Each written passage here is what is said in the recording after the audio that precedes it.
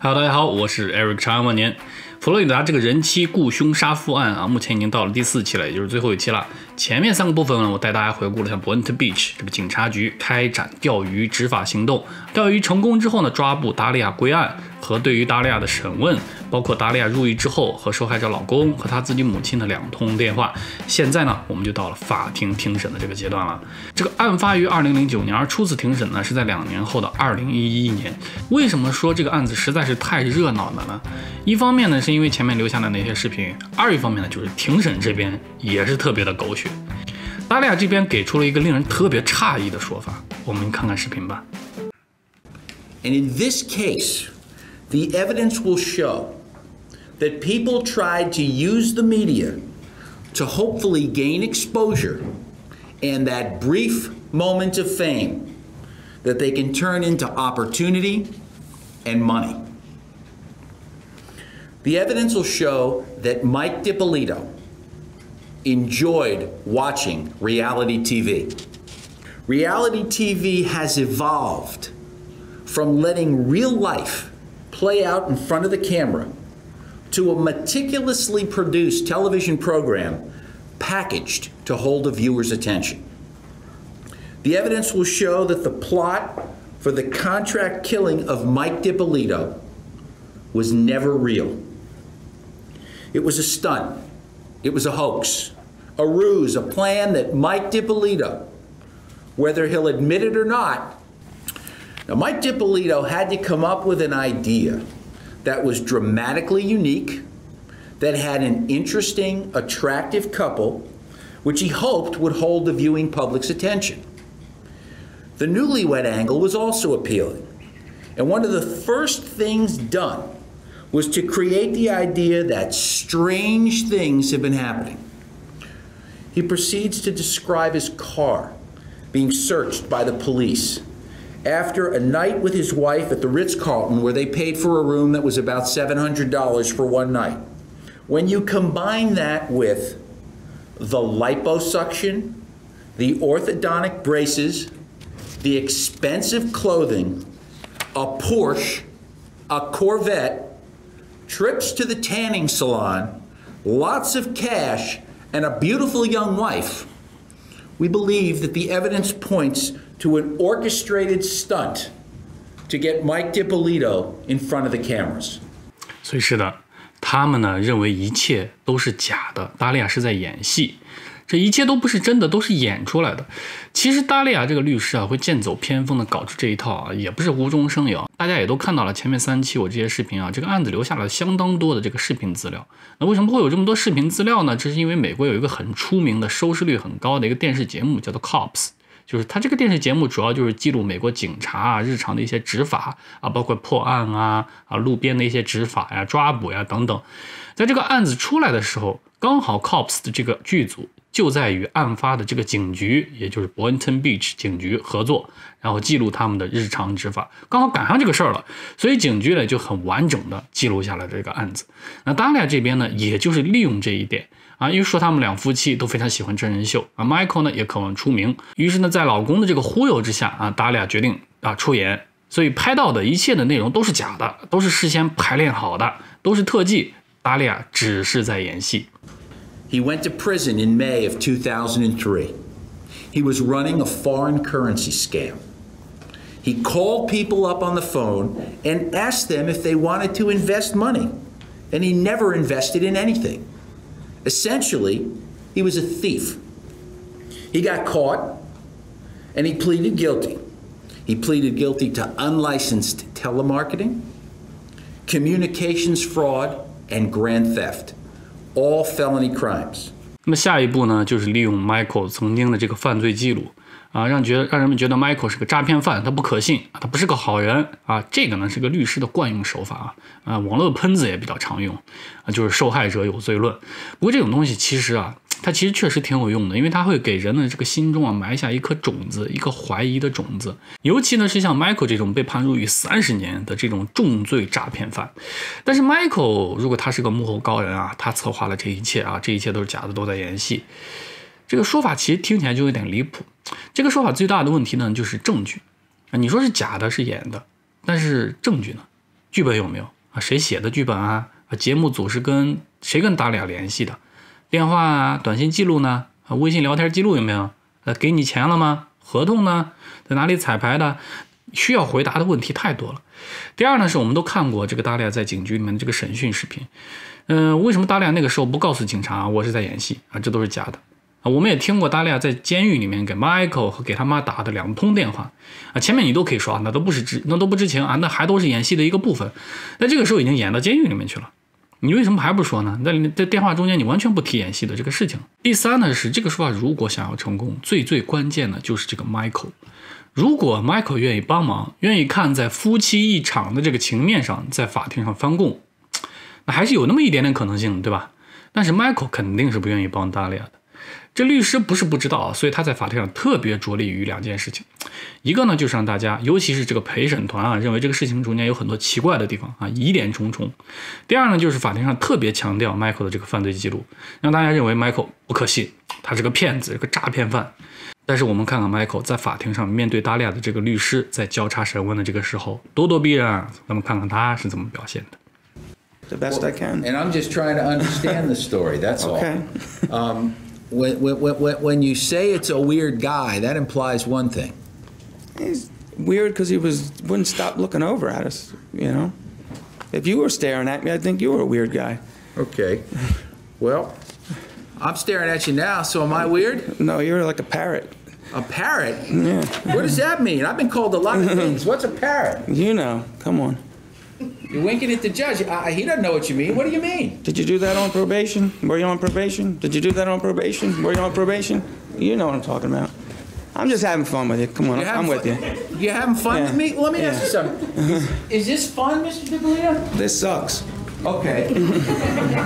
Was it fun when you got arrested? No. Was it fun when you went through court? Horrible. Okay. So, is there anything funny about this proceeding at all, Mr. DiPolito? The questions you're asking me, some of them, yeah. You don't like them, do you? It's ridiculous. We're not here because of me. Well, I might as well. You might as well put me up next. I mean, what are we doing here? Well, wait a minute, Mr. DiPolito. Well, you're a prosecutor. Well, you started it. You're a prosecution witness. Is that right? Yes. Okay. And you took an oath to tell the truth, right? Yes.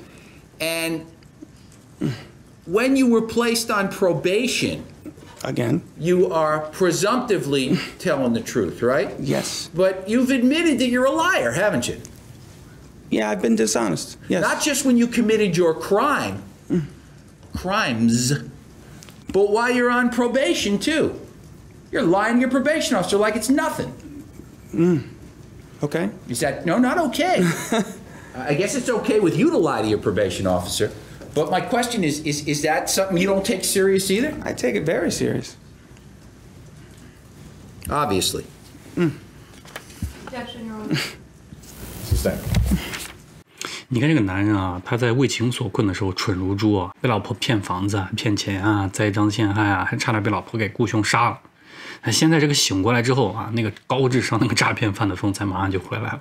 达利亚律师所做这一切呢，实际上就是想证明这个事情上有很多奇怪的地方啊，给大家埋下一个怀疑的种子。然后呢，就是 Michael 是个诈骗犯啊，他是个骗子。但是你看 Michael 不仅回答他问题的这个时候游刃有余啊，对于对方律师不停地强调他这个犯罪记录啊，他说对方像个鹦鹉啊，惹得全场大笑啊。侧面也印证在场的人其实同意啊，对方律师这种没完没了的重复问这种问题。毕竟逻辑上面说，我以前是个骗子，跟我老婆要杀了我有什么关系，对吧？而且关键问题是啊，这不是说我说我老婆要杀了我，这是警察说，警察告诉我老婆要杀了我，而且警察那边有相当大量的证据去证明这个事情。我甚至大部分事我根本都不知情。达利亚的这个律师呢，在下一步就是把达利亚几乎全家人啊都叫上法庭来作证了，啊，基本上就证明达利亚是个好女儿啊，是个好姐姐，是个好人。这个整个的过程非常的长，我选其中最具有代表性的就是达利亚的这个妹妹，咱们看看她在法庭上是怎么作证的。Do you promise that the testimony you're about to give will be the truth, the whole truth, and nothing but the truth? All right, please be seated. Make yourself comfortable. Good afternoon. And please tell us your name. Samira Mohammed. And how do you spell your first name? Samira. Thank you so very much. Samira, how old are you? 16. And what is your relationship to Dahlia? I'm her sister. And are you the baby in the family? Yes. And did you indicate to me that you had some things that you wanted to share with Judge Colbath about your sister? Do you have them written down, or do you want to speak to Judge Colbath, or both? Both. Okay, why don't you do that? Okay, I'm gonna read it first. 大家看到这里有什么感觉啊？一个可爱甜美的一个漂亮的小姑娘，对吧？但是这现在是一个严肃的，涉及到杀人这种重罪的法庭庭审现场。她为什么要笑？她为什么要这样表现呢？我们再看。This is the first time that I have involved myself in this case. She has a strong head on her shoulders. She always taught me to be a tough cookie. Now I remind her to be that. One thing I admired was how close she was with my mom. She always took care of her. When my grandparents passed away, when my parents divorced, when my mom was sick, etc. The media has made my sister look like a monster, which is very, very far from what she is. She has changed so many lives. So many people have thanked her for the impact that she has made on their lives, including mine. Regardless of what the media thinks and says, I know my sister. They don't. Bad things happen to good people. It's hard now because she's not here anymore. And like,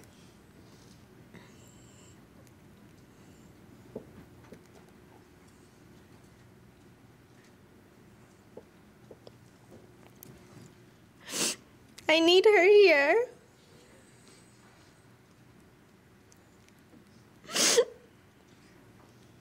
She helped me get ready for prom. She helped me on my first date.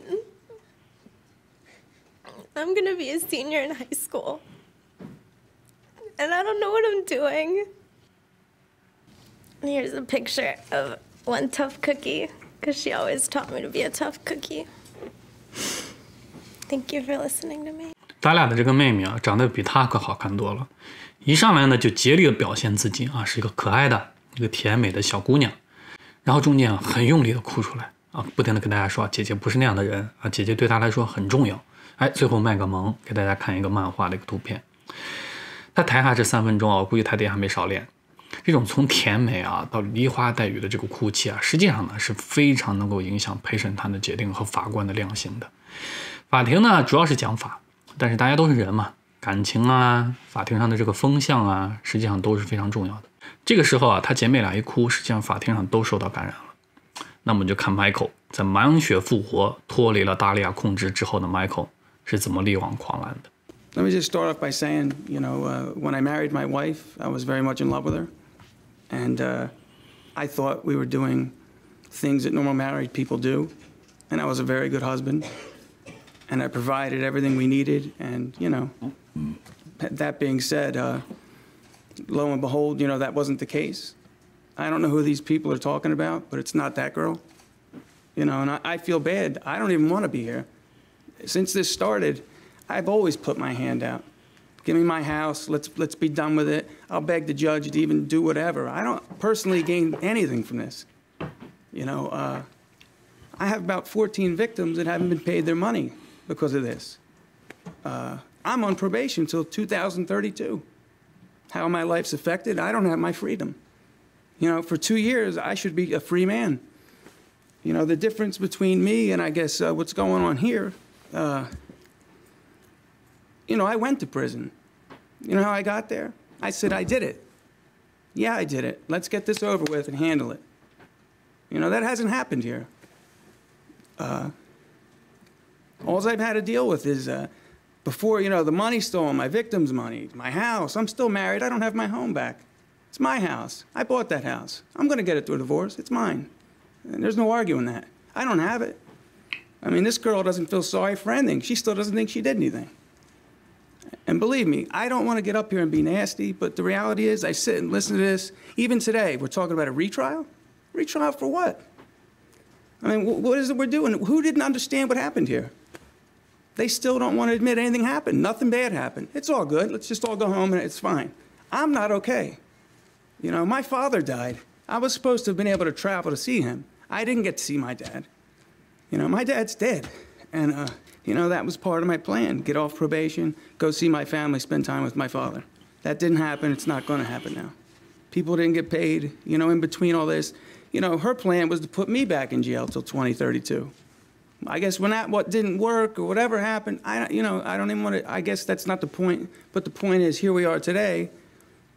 Well, that wasn't good enough. She tried to kill me. I'll be honest, I can't focus on the fact of trying to be killed because I have so many problems now, and I'm still on probation. These people didn't get paid. I'm a nervous wreck. I don't know, you know, I'm not working practically. My business has failed, is gone. My life is ruined. I walk out here today, Judge, what is it? 2032 is when I get released, if I pay the money. I didn't commit a violent crime. I got 30 years.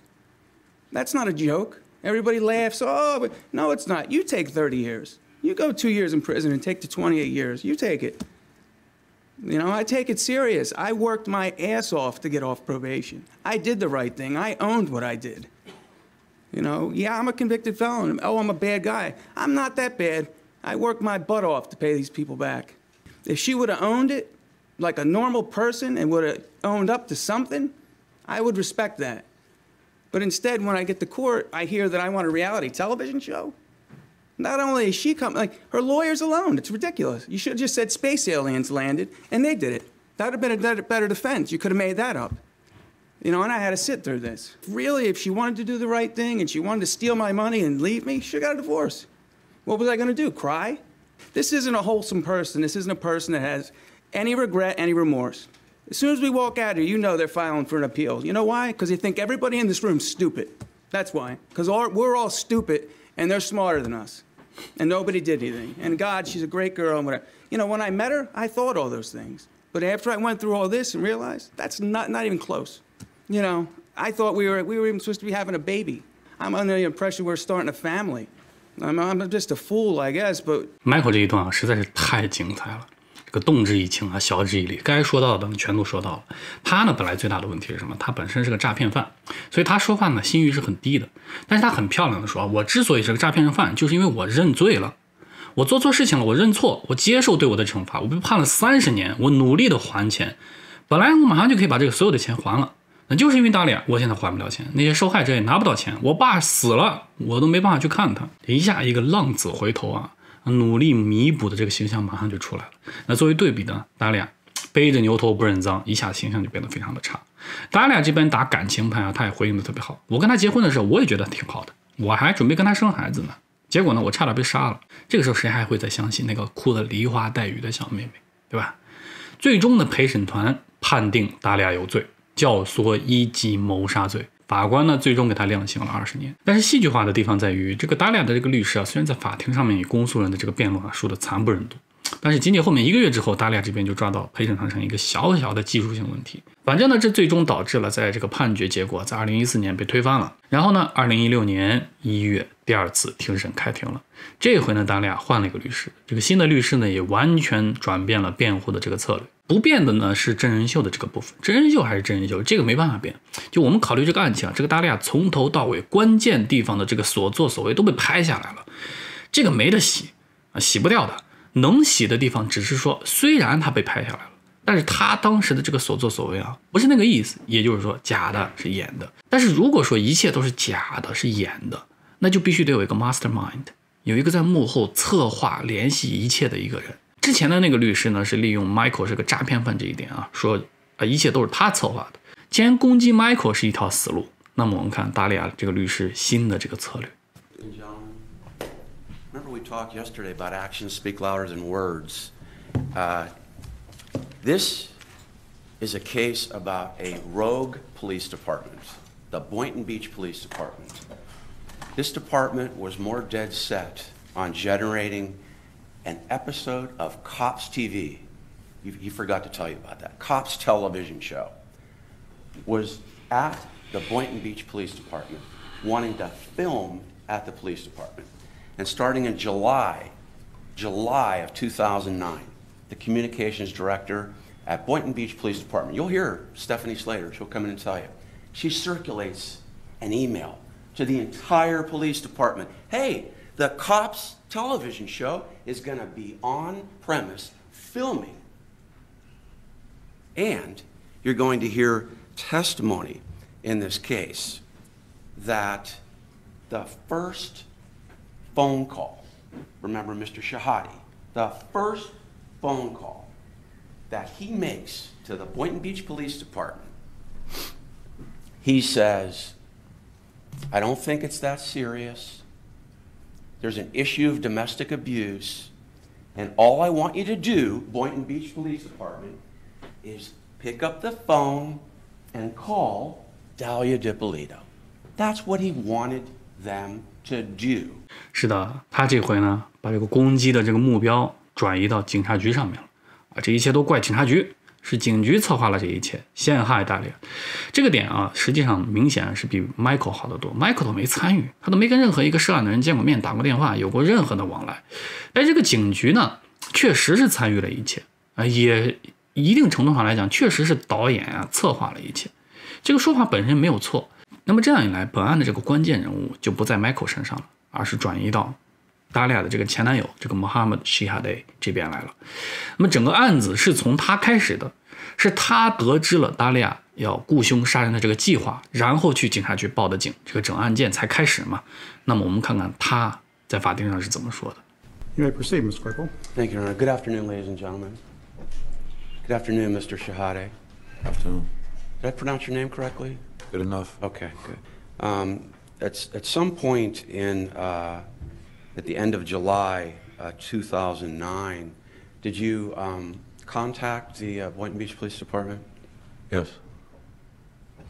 And do you recall what you told the Boynton Beach Police Department? Yes. Can you tell us? Maybe not in exact words, but I'll try to be close as possible. That, I know a woman that's being hurt by her husband, and, she needs help. And she feels like her only solution is for her to be dead or for him to be killed. I don't know. And what was your intention when you first contacted the Boynton Beach Police Department? I wanted them to help her. Did you want? Yeah, I wanted them to call her. Yes. Why did you want Boynton Beach Police Department to call them? Obviously to help her. Okay. And did you believe when you first contacted Boynton Beach Police Department that Dahlia DiPolito was going to be arrested? No. Honestly. And did somebody from the Boynton Beach Police Department indicate that you needed to come into the police station? Yeah, I first just placed a call, and then they said, well, we need you to come in. Okay. And did you want to go into the police station? Not really, no. Okay. And did you tell them that you didn't want to go into the police station? Yes. But they told me I had to. You didn't want to get involved, did you? No. And did you tell the Boynton Beach Police Department you didn't want to get involved? Yes. Did you go into the Boynton Beach Police Department on the same day that you first made the phone call to the Boynton Beach Police Department? Yeah, they made me come in within the hour. Well, they told you to go in within an hour? Yeah, they said to come in right away because if something happens and it's going to fall on you. They told you if something happens, it'll fall on you? Yeah.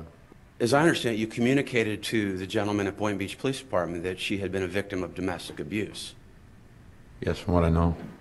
Right. And did the person from Boynton Beach Police Department express to you that he wanted to contact Ms. DiPolito to verify whether she had been a victim of domestic abuse?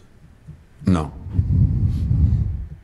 After you contacted Boynton Beach Police Department, and they said, you've got to come into the police station.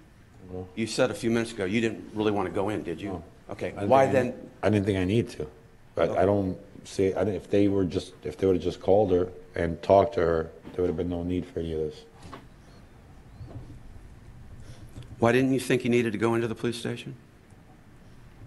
I mean, I've known her for 18 years? I mean, I think I got a pretty good judge of character. Sometimes people go through phases where, hey, it's either, I want him killed or I'm going to get killed, or, I didn't know the whole story. So my question is, why is it that did you eventually decide to go into the police department to meet with Boynton Beach PD detectives? Because they said that we need to contact her and we need you to sign this paper, and if you don't come in, if anything happens to her or him, it's going to fall on you. And at some point in time, isn't it true that the Boynton Beach PD threatened to prosecute you unless you cooperate in this investigation? Yes. Did that scare you? I mean, I wouldn't use the word scare, just something I don't want to go through, maybe. Did the Boynton Beach Police Department pressure you into going forward with this investigation? Yes. Were they telling you what to say to Miss Dippolito? Yes. Who was telling you what to say? I don't remember the name of the officer. 达利亚的这个前男友啊，这样一说，这个整个事情的感觉就变了。他报警了，但是他没有明确说有人要雇凶杀人啊，他是变成了一个女人跟她的老公有矛盾，有家庭暴力，说了一些气话，找到朋友宣泄啊，朋友关心事态，于是找到了警察，希望警察介入。但是呢，因为这 Cops 这个节目组刚好的这个警察跟这个警察局合作拍摄，所以呢，警察没有选择去直接介入，像正常处理家庭问题那样直接去处理这个问题，也没有按照这个报警的要求啊，去跟这个达利亚跟这个受害者联系一下啊，看看到底是什么情况。反而警察局策划了一场戏，引诱达利亚去犯罪，并且让 Cops 这个剧组全程给拍摄下来了，并且还威胁这个报警人，你必须配合我。这样子，这个事情就变成了达利亚本来没有犯罪啊，如果警察没有那么干，可能完全没有任何事情发生，或者说是警局按照报警人的要求去调查了，去联系达利亚了，那么后面也不会有这个雇凶杀人的这个事情发生。而且这个达利亚的律师啊，在法庭上找来了一些资深的这些警察啊，指出这个 Boynton Beach 警局在办案的这个过程中间表现得很不专业，所以得出的结论呢是这个警察局没有在认真的办案啊，他们只是想出名。并且这个家伙，你看他这个身体啊，一直扭来扭去啊，看上去就有点奇怪。他大概率我估计他是一个长期吸毒的人啊，但是呢，从头到尾啊，他说话确实让人感觉到他在说真话，没有撒谎。虽然说他这一段啊说话啊，这个审问啊，一看就是经过设计的，这个对词的迹象很明显啊，他全程能回答 yes or no 的地方绝对不多说一个词。很多时候律师呢很明显的在给他递话啊，甚至有些问题还递了好几次啊，他才反应过来。但是一个吸到这个程度的人啊，而且看上去很明显是一个不太聪明的样子啊。关键呢，这个他也没有犯罪，这个事情也不是他犯罪了，他没有必要说谎，所以总体上呢，给人的感觉他说的还是非常可信的。他这么一说，效果非常的明显。我们看看陪审团的决议。To the judge, we, the jury, after further deliberation, still cannot reach a unanimous verdict. Let me just make sure everyone confirms for the record what I must do. State agree I must declare a mistrial at this time. Defense? Yes. All right, so defense agrees I must declare a mistrial. 佛罗里达这个陪审团很有意思啊，一共只有6个人啊，一般来说可能都是12个人啊，6个陪审团成员这回 deadlock 就是3-3打平了。也就是说，达利亚的这个律师啊，成功说服了其中一半的陪审团成员，达利亚是无罪的。这个陪审团讨论了2天啊，最终还是这个结果。这法庭没办法呢，只能宣布此次庭审结果啊是一个未决审判，也就是说白折腾了，白审了。那么连续2轮的结果实际上都是白折腾。第一次呢是判了，然后被推翻了啊。第二次陪审团打平了。那我们再看看他的律师啊，在庭审结束之后，在接受记者采访的时候怎么说。I feel like we've been up against the world in this case with nobody ever believing in the message that we had to send in this case to not only this community but to the country. That there are rules that law enforcement has to follow. And there was a moral principle in this case that at least 3 of these jurors received. And that is that when you sign up to protect and serve the community, you have to abide by the rules.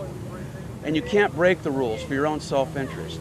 And you can't use a young woman like Dahlia Dippolito as a pawn to put your self-interest above constitutional rights.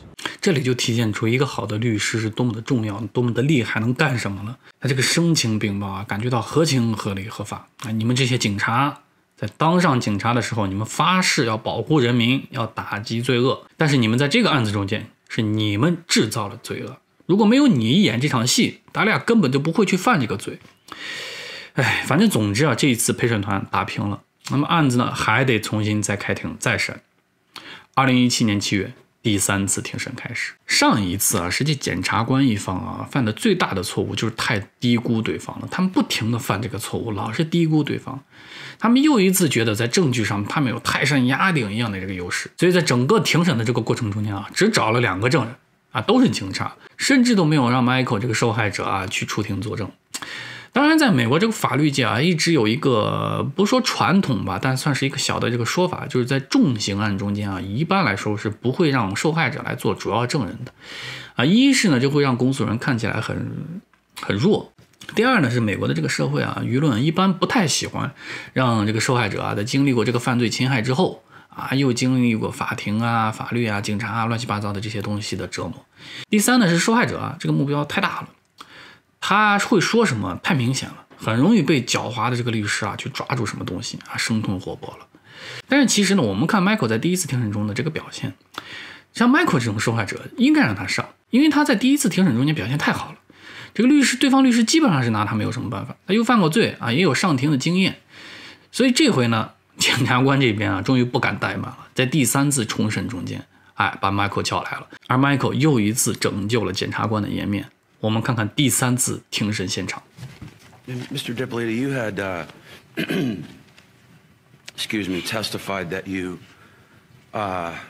recently paid off the restitution, correct?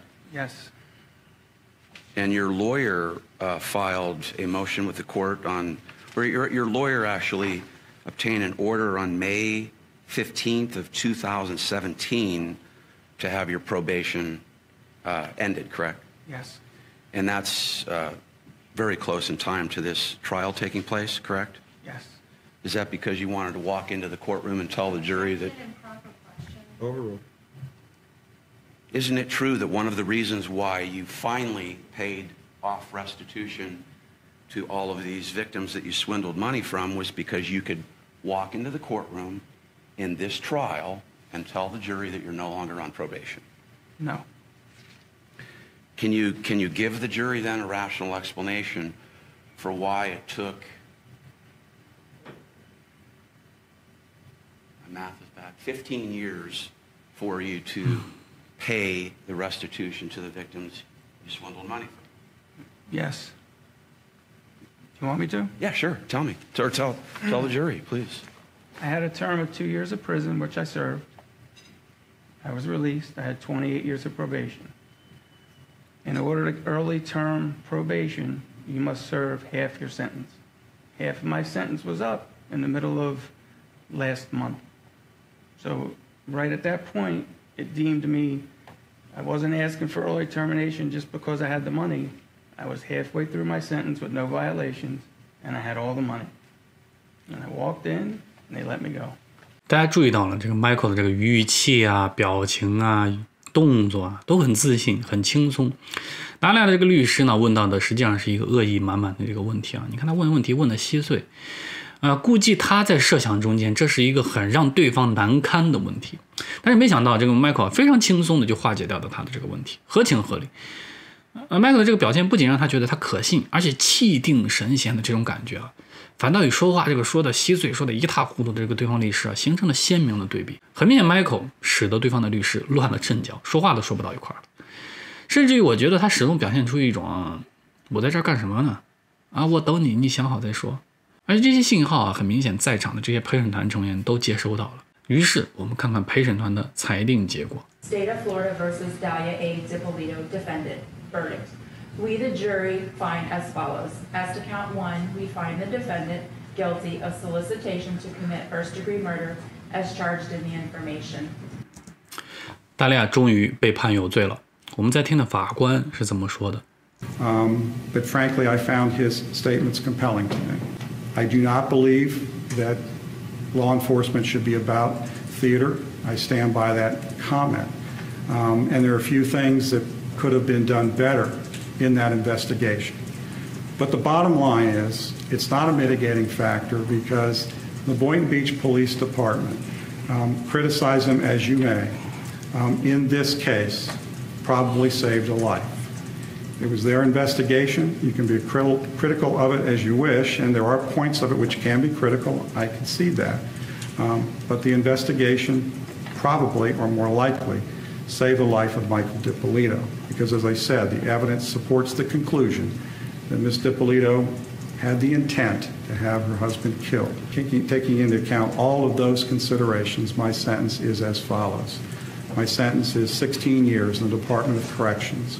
这个双方啊折腾了3轮，打官司打了8年，一番折腾，最终达利亚还是因为教唆1级谋杀这个重罪被判入狱16年。而达利亚这方其实还没有放弃，他们还在不停的上诉，他们还上诉到州最高法院，甚至上诉到美国的国家最高法院，但是到最后都被最高法院给否决掉了。那么也就是说，这一次的这个判决结果就是最终的判决了。那么达利亚就没有别的机会了，他肯定最终还是有罪，然后必须服刑16年。这里我总结一下这个案子，其实这个案件最核心的部分就在一个问题上面：警察到底是帮助了达利亚雇凶杀人，还是阻止了他雇凶杀人？就这一个核心问题。你可以说达利亚本来就只是说说而已，他没有打算真的去找一个杀手，但是警察呢帮他把路铺好了，帮他找好了杀手，帮他安排好了一切，导致了他最终雇凶杀人。也可以说达利亚确实肯定会去找到凶手雇凶杀人，只是因为警察的介入，他没能找到真的杀手。那么也许没有警察的介入，达利亚可能就找到真的杀手了，那 Michael 就真的死了。好，现在我跟大家梳理一下达利亚这个人。你看看这整个案情，他没有遭受家暴，他没有遭受到任何的不公待遇，老公不是个酒鬼，也不是一个吸毒啊或者说其他让人无法忍受的一个人。整个案件中间也没有体现出来，任何地方有体现出来达利亚的这个行为啊是出于自卫或者说保护其他任何人。另外，整个 Michael 在与他结婚之后的这个所有的遭遇，包括达利亚3次用毒品栽赃陷害，利用前男友假扮医生骗老公的钱，利用前男友假扮律师骗老公的钱，直到最后这个雇凶杀人，整个的这个行动啊，它是非常一致的，并且所有的行为出发点都是他没有受到别人的蛊惑，没有受到别人的影响，没有人给他出主意，所有的行动的动机是他，策划是他，决定是他，实施教唆的都是他，并且所有的行动是在一个比较长的一个时间内有计划有节奏的实施，而不是说出于激情啊，出于一时的这个冲动。我之前说过达利亚是一个精神变态，精神变态的主要特征就是没有同情心，没有负罪感，喜欢操纵别人，有浮于表面的这种魅力，像是美貌啊什么的不负责任和近乎于病态的这种撒谎。另外呢，我也说他具备 grandiose narcissism， 就这种浮夸性自恋的一些人格特征这个统治别人，过于自信，极强的这个权力意识，对于权力财富的这种幻想很傲慢，很自大，自我中心和这种外向的性格，这个呢也特别符合达利亚，所以他无疑呢是具备精神变态和这种浮夸性自恋人格的这个特征的人。而且我之前也提到 Michael 呢是具备这个家庭暴力受害者的这个特征。家庭暴力的受害者可不只是只有女人，男人一样会遭受家庭暴力。而且我感觉在中国好像只有说打人才算家庭暴力，如果没打的话就不算家庭暴力。实际上家庭暴力的形式有非常多种，只是从大类上划分就有什么言语暴力、心理暴力、身体暴力、情绪暴力、社交暴力、财务暴力、性暴力、跟踪、骚扰、精神、信仰暴力。具体的话那就有更多种了。我个人其实参与过非常多家庭暴力的这个案例绝大部分受害者实际上就是 Michael 的这个状态。你说他自己知不知道自己正在遭受家庭暴力？我相信他心底里是知道的，但是呢他不愿意面对现实。他心里可能清楚，但是他不愿意承认这一切都是真的。我这里多说几句关于这个家庭暴力的这个话老是有人觉得家庭暴力的受害者笨，就 Michael 笨吗？他可是个诈骗犯，他是个玩脑子诈骗别人钱的一个人，并且后来又在诈骗得来的这个钱的这个基础上进一步发展，走上正轨成为一个很有钱的一个人，有钱到他老婆想要把他杀了的这个地步。所以他不笨。我也总听到人说什么家暴受害者是因为钱的原因所以他才不离开。虽然家庭暴力的这个成因很复杂，情况也都不一定，但是绝大部分的人并不是因为钱才忍受这个暴力。Michael 缺钱吗？他老婆能给他挣钱吗？对吧？还有人说什么就是那些遭受家暴的人太软弱了，如果是我遭受家暴了我就打回去。我跟大家说极少有家暴受害者是软弱的人，相反绝大部分家暴受害者都是非常坚强的人。关于家庭暴力人们的误解太多了。我还专门百度了一下，我发现国内很多专家说的我都不敢苟同。大众疑问最多的就是他们为什么不结束这段恋情，为什么不离开呢？你知道抽烟不好，你不是还在抽吗？你为什么不戒？你觉得你自己胖，你想要减肥，你为什么还吃个不停？ Michael 肯定是不笨的， Michael 也肯定是有能力去结束这段恋情的。他没有这么做，是因为他自信，他认为自己很强大，他有能力去改变妻子。我相信他看出了很多问题，但是他不愿意面对，去承认这些问题。他安慰自己，他觉得搞不好还有别的解释，对吧？不一定是那样子，可能还有别的解释呢。毕竟两人还是有很多美好的时光、美好的回忆的。那么现在偶然出现一些问题呢，是因为两人那么多年都没在一起生活嘛，现在才刚刚开始在一起生活，那么有一些磨合是很正常的。再一个呢，就是妻子之前那么多年都没有在我的关心，没有在我的呵护之下他没有安全感。以后会好的，我只要疼他，我对他好，以后会好的。况且呢，现在情况也没有很糟糕嘛，不过就是一些钱嘛，反正我有钱，我给你就好了，不就是栽赃陷害嘛？那我小心一点就好了。你说他怕不怕他老婆呢？我觉得他心里一定是怕的，但是他跟他在一起，这个决定是自己做的，没有人强迫自己，那么自己就得负责任，把日子过好。跟大部分的家暴受害者一样，他本来可以去寻求朋友、家人或者专业人士的帮忙，但是他觉得他们不懂他们不懂我们的感情，他需要自己去跟妻子去磨合，去解决这些问题。同时呢，也跟绝大部分的这个家暴受害者一样，这里施暴者的这个大利亚在心理上完完全全跟 Michael 不在同一个星球上面，他有另外的想法，他有另外的计划，同时他花在 Michael 身上的时间、精力、情绪，远比 Michael 花在他身上的这个时间、精力、情绪多。那么多动了那么多脑子，多花了那么多时间，多了那么多的情绪，所以他就肯定总是能够赢，而 Michael 就总是肯定在输。Michael 一直输，但是他又不愿意去改变这个方式，所以他就会一直输，而又一直不愿意离开，他就把自己封锁起来，不求外力的协助。是他自己心里不愿意去找外力的协助吗？也不一定，他只是不愿意去主动的去走这个。当然，到事情终于恶化到他的这个妻子要雇凶杀了他的这个时候，警察参与进来的这个时候， Michael 这里就毫不犹豫地站起来对抗自己的妻子了。而大部分的这个家暴受害者一旦醒悟过来之后，往往都会爆发出巨大的能量，这就是我老说的满血复活。好了，这就是佛罗里达这个人妻大利亚雇凶杀夫的这个奇案。延续的4期视频是很长，尤其是这个视频会非常的长，那么我希望大家喜欢。好，我是艾瑞克长安晚年，如果没有关注我的话，请一定关注我啊。我们这期视频就到这里结束了，评论区再见吧，拜拜。